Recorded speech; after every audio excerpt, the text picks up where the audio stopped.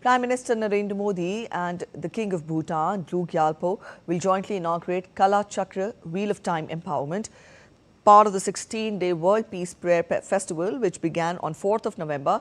Kalachakra empowerment symbolizes peace and the spiritual paradise of Shambhala, the mythical kingdom. The Bhutanese government is organizing the festival as part of a broader effort to promote global peace, compassion and spiritual harmony.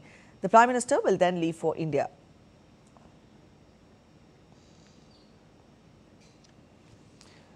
Our correspondent Shubhendu Ghosh joins us from Thimpu. Shubhendu, good morning. Now, we've just given a broad outline of how the day is likely to progress when we talk of Prime Minister's engagements. Do you get us more details? Tell us about the itinerary of the Prime Minister today in Bhutan. Good morning, Preeti. Well, this visit of Prime Minister Narendra Modi always had very significant civilizational and spiritual tones as far as the bond between India and Bhutan is concerned. And today is a special day. We know that the Global Peace Prayer Festival is underway in Bhutan from 4th of November to the 19th. Where I'm standing, this is the Changlingthang Stadium. That's where this festival is on. Hundreds and thousands of followers of Buddhism, peace advocates have gathered here. What makes the day special is that Prime Minister Narendra Modi is going to be participating in the Global Peace Prayer Festival. A particular ceremony that he'll be part of is the initiation of the Kalachakra ceremony. In spiritual terms, it talks about coming together of the concept of time, the concept of human existence, and the concept of the larger cosmos.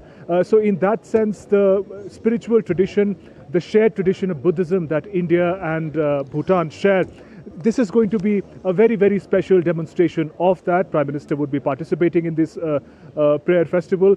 Earlier, when the sacred relics of Lord Buddha were brought here from India, that made this particular visit of the Prime Minister extraordinary. People venerate those sacred relics by Lord Buddha.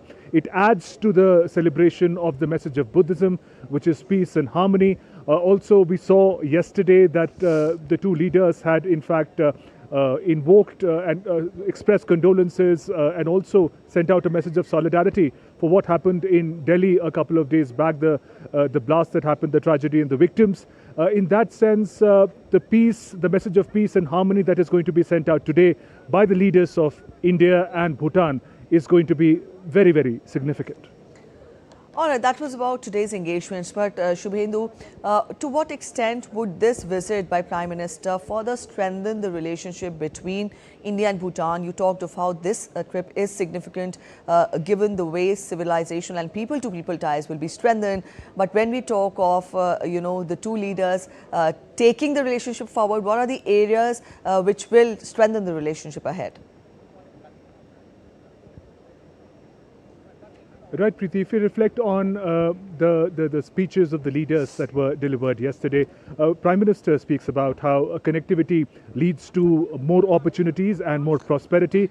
There is a very ambitious connectivity project that is underway. It will still take some 3-4 years to complete, but it's going to be a direct rail connectivity between India and Bhutan. That will really open up the world of opportunities for people in India as well as for people in Bhutan. That is one ambitious project that the two countries are working towards.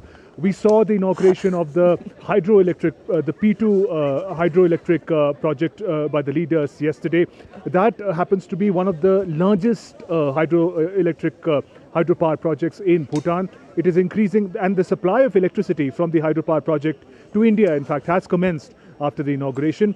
It increases the power generation capacity of Bhutan by nearly 40%. So that's, and remember, hydropower and generation and its export, mostly to India, is the key source of revenue for Bhutan. So there is a 40% jump in that sense in the revenue that Bhutan would be earning. And for India, it would also mean a greater and more clearer source of sustainable, clean energy. So we see that this win-win partnership already has achieved so many milestones, and the road ahead is going to be full of greater opportunities. I mentioned the connectivity, but there are also cooperation in health, in sustainable development, mental health in particular, that the countries are working towards. So in that sense, the road ahead looks bright with the close and enduring partnership that India and Bhutan share. Opportunities lie ahead for peoples of both the countries. All right, Shamendra, we leave it here. Thank you so much for joining in with those updates.